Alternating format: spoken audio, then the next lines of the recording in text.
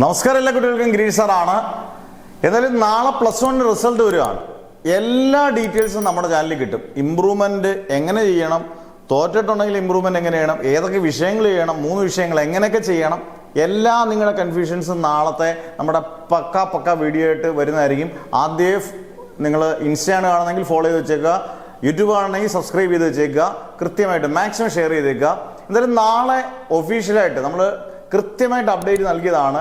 15-ാം തീയതി റിസൾട്ട് വരത്തില്ല എന്ന് അതിരാവിലെ തന്നെ നമ്മൾ വീഡിയോ ചെയ്തു. അതുപോലെ തന്നെ 17-ാം തീയതി വരും എന്ന് പറഞ്ഞുകൊണ്ട് വീഡിയോ ചെയ്തു. 17-ാം തീയതി നാളെ റിസൾട്ട് പ്രഖ്യാപിക്കുകയാണ്. നാളെ രാവിലെ ബോർഡ് മീറ്റിംഗ് എല്ലാം കൂടി വൈകുന്നേരം, ആ സമയമാണ് വളരെ ഇമ്പോർട്ടൻറ്റ്. പല കുട്ടികളും സ്കൂളിൽ പോകുന്നില്ല, നിങ്ങൾക്ക് കമൻസ് ഇടാം, സ്കൂളിലൊന്നും പോകുന്നില്ല, ടെൻഷൻ അടിച്ചിരിക്കുകയാണ്. അത് നിങ്ങളുടെ ഇഷ്ടമാണ്. പക്ഷേ വൈകുന്നേരം 3:30-ക്കേ ഉള്ളൂ റിസൾട്ട്. വൈകുന്നേരം 3:30-ക്കേ ഉള്ളൂ റിസൾട്ട്.